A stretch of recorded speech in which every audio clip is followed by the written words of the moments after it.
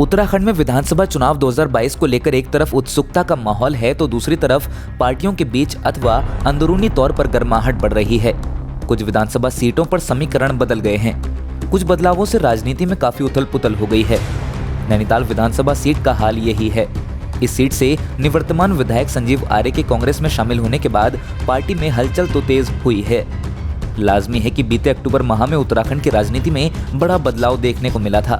दरअसल वर्तमान सरकार में कैबिनेट मंत्री की जिम्मेदारी निभा रहे यशपाल आर्य अपने पुत्र यानी नैनीताल विधायक संजीव आर्य के साथ कांग्रेस में आ गए थे। संजीव आर्य के कांग्रेस में आने के बाद से ही पार्टी के अन्य सक्रिय कार्यकर्ताओं में संशय बरकरार है। गौरतलब है कि 2017 के विधानसभा चुनावों में संजीव आर्य बीजेपी के टिकट पर चुनाव लड़कर विधायक बने थे। तब से लेकर अब तक करीब 5 सालों में महिला कांग्रेस की प्रदेश अध्यक्ष समेत कई लोग कांग्रेस से अपनी तैयारियों में जुटे हुए थे। अब चूंकि संजीव आर्य पार्टी में आ गए हैं तो कहा नहीं जा सकता कि आला कमान किसे टिकट देगा। वहीं भाजपा की बात करें तो उनके लिए सीट पर ज्यादा सिरदर्दी नहीं होने वाली है। जहां तक माना जा रहा है बीजेपी इस बार पूर्व जिलाध्यक्ष दिनेश आर्य पर दांव खेल सकती है। रिपोर्ट्स के अनुसार नैनीताल सीट आरक्षित होने की वजह से दिनेश आर्य को पार्टी से टिकट मिल सकता है।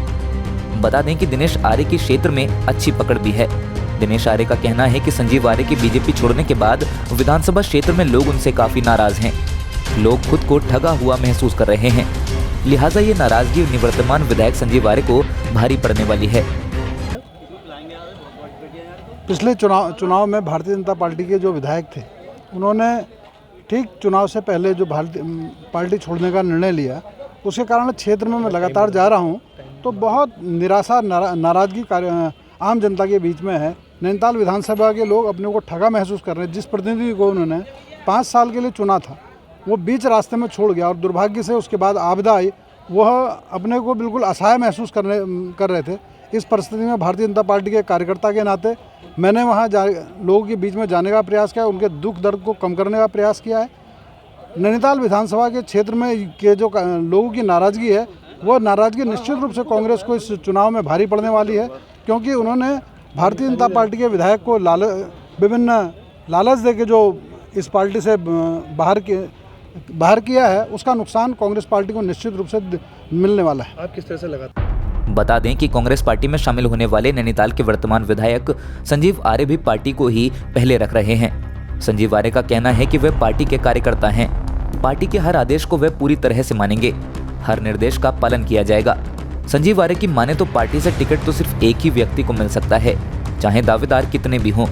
ऐसे में कहना गलत नहीं होगा कि निवर्तमान विधायक संजीव आर्य ने पार्टी आलाकमान के पाले में फैसला छोड़ दिया है। उनके मुताबिक अब ये पार्टी तय करे कि टिकट देने के लायक आखिर किस प्रत्याशी पर भरोसा जताया जा सकता है। साथ लेके क्यों चलूँगा, पार्टी चलेगी। मैंने कहा नहीं, मैं तो एक कार्यकर्ता हूँ।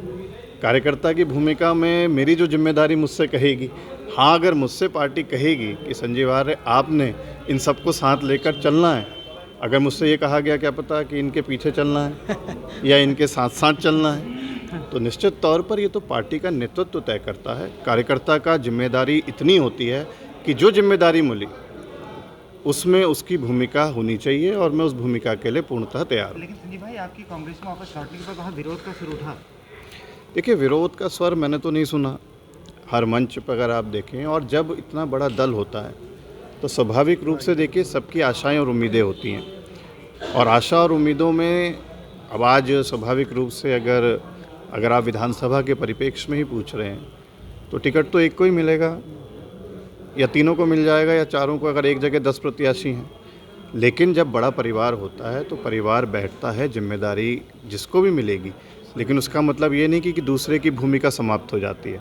पार्टी स्वाभाविक रूप से हर कार्यकर्ता को ध्यान में रखते हुए आने वाले समय में भी अगर किसी हमारे साथी को टिकट नहीं मिलेगा तो निश्चित तौर पर उसकी उपयोगिता और उसकी भूमिका को आने वाले समय में पार्टी दूसरे तरीके से उपयोग में लेगी।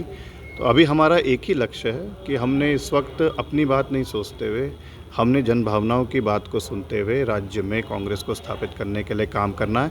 और मेरा पूर्ण विश्वास है कि जो कांग्रेस का प्रत्येक समर्पित कार्यकर्ता है वो इसी भावना और इसी मनोयोग के संग आगे बढ़ेगा।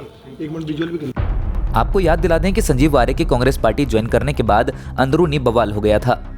महिला कांग्रेस की प्रदेश अध्यक्ष और पूर्व विधायक सरिता आर्य ने इस पर खासी नाराजगी जताई थी। उन्होंने कहा था कि वे कांग्रेस में आने वालों से नाराज नहीं हैं, लेकिन आलाकमान को इस बात का ध्यान रखना चाहिए कि पार्टी कार्यकर्ता पिछले 5 सालों से विधानसभा सीटों पर तैयारियों में जुटे हुए हैं। ऐसे में टिकट किसको दिया जाए, इस बारे में विचार किया जाना चाहिए। सरिता आर्य की बात करें तो वे नैनीताल सीट पर अच्छी पकड़ रखती हैं। सरिता आर्य साल 2012 से साल 2017 तक कांग्रेस की तरफ से नैनीताल की विधायक रह चुकी हैं। हालांकि पिछली बार 2017 के चुनावों में वे भारतीय जनता पार्टी की तरफ से चुनाव लड़ रहे संजीव आर्य से ही हारी थीं। लेकिन इस बार संजीव आर्य भी कांग्रेस में शामिल हो गए हैं, इसलिए सरिता आर्य को अपने टिकट कटने का डर सता रहा है।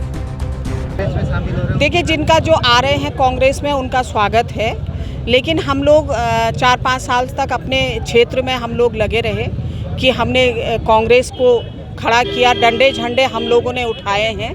तो हमारी मांग है कि जो जिन्होंने मेहनत की है, क्योंकि शीर्ष नेतृत्व जिनको ला रहे हैं उनका हम स्वागत करते हैं, और स्वागत करने के अलावा जो बड़े चेहरे हैं वो कहीं से भी चुनाव लड़ सकते हैं। हमने अपने क्षेत्र में तैयारी की है तो हमें अपने क्षेत्र से टिकट दिया जाए, यही मेरी मांग रहेगी।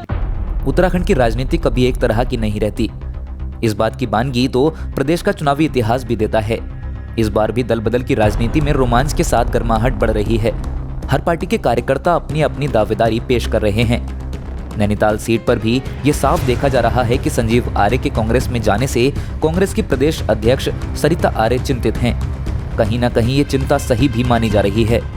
वहीं भारतीय जनता पार्टी को ये सीट उनके लिए मजबूत प्रतीत हो रही है। ऐसा इसलिए क्योंकि बीजेपी के अंदर इस सीट पर अभी टिकट को लेकर कोई नाराजगी नहीं है। हालांकि अंतिम फैसला तो जनता के हाथों ही होगा, मगर उससे पहले पार्टियों को भी टिकट देने का गणित बैठाना होगा। यही गणित चुनावों को रोमांचक बनाता जा रहा है।